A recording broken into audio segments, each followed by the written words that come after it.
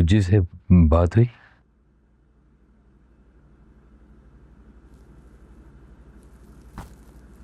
क्या बात करूं उससे?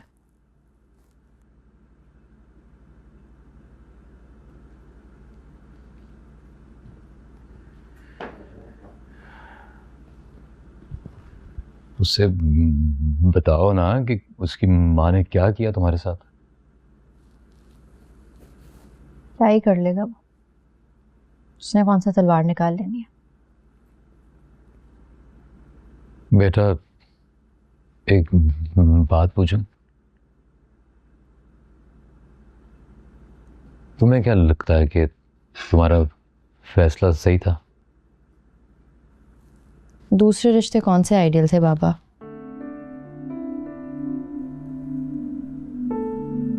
हमजा का कनाल का घर, लेकिन बैठा अपनी माँ की गोद में होता है। ज़िशान, 4 बहनें हैं उसकी, चारों ने उसकी बीवी की जिंदगी अजाब बनाई हुई है। उन्हीं में फंस के रह गया।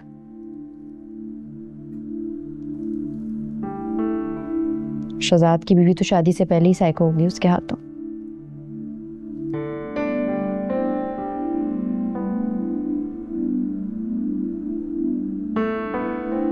और ऑप्शन ही क्या था यार? मुझे कम से कम एक बेहतर इंसान तो है।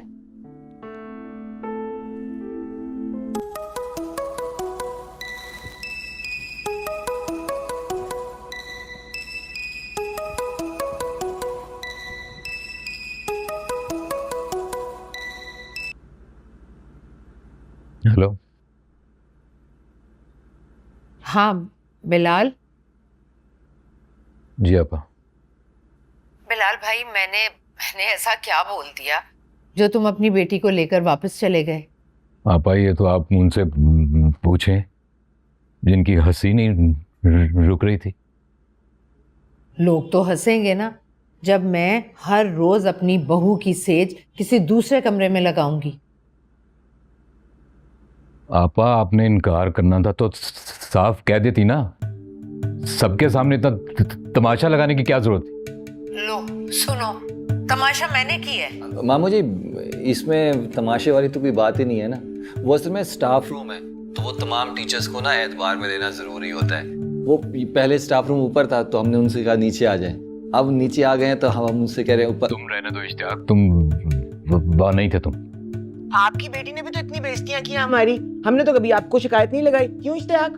बताओ ना मामू जान को। वो स्टाफ रूम के सामने डीजू ने अपनी वो टीचिंग वाली बात को लेकर क्या क्या कहा है? नहीं, वो तो ऐसी कोई बात नहीं थी मामू जी।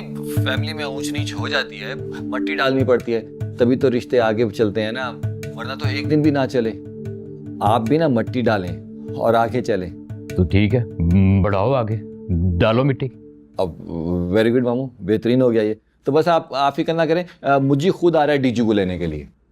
एक मिनट, पहले ये तो तय कर लो कि मिट्टी डालनी कैसे है? मतलब मामू जान? मतलब ये कि कल मैं खुद लेके आऊंगा डीजू को उसी स्टाफ रूम में, ठीक है? और आपा उन सबके सामने माजरत करेंगी जो लोग आज वहां मौजूद थे। क्या सवाल ही नहीं पैदा होता मामू जान? अगर डीजू ने इस शर्त पे घर पे वापस आना ना तो बिठा कर रखे अपनी बेटी को अपने घर पे। अरे मेरी अम्मी जान किसी के बाप की मुलाजमा थोड़ी है जो रोज रोज लोगों से माफिया मांगती फिरेंगी। खुदा हाफिज। मिल गया सुकून? मंगवा लूं सामान अब इसका?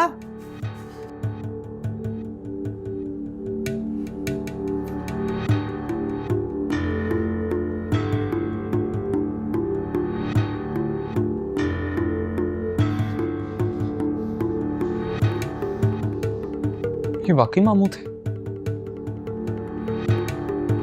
मुझे यकीन ही नहीं आ रहा। लुबना जब चाबी भरती है ना तो बिलाल ऐसे ही फुदकने लगता है। कुछ तो चाबी हमने भी दी होगी ना अम्मी जान। मेरी बात सुनो, कल स्टाफ रूम में आना, मैं सबको इकट्ठा करती हूँ, खुद ही पूछ लेना। हो सकता है सबके सामने एम्बैरेसमेंट हो कौन गई। सब? वो बेचारियां जो रोज अम्मी से डांट सुनती हैं। हैरान है कि किसी ने आगे से चूं तक की हो।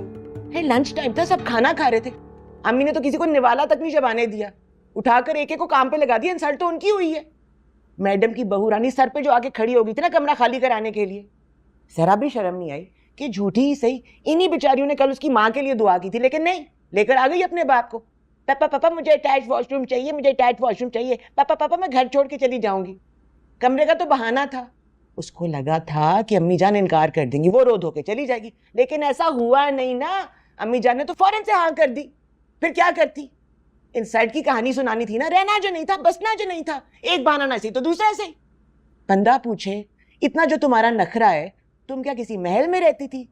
3 कमरों के डब्बे से ही उठ के आई थी ना। एक तो तुम शुरू हो जाओ ना, चुप होने का नाम ही नहीं लेती। भाई डीजू को साइड पे करो, अभी इसकी परेशानी को देखो। अरे रहने दो, लोगों का ख्याल करने के लिए ना तुम्हारी तरह मैं झूठी कहानियां नहीं सुना सकती। बस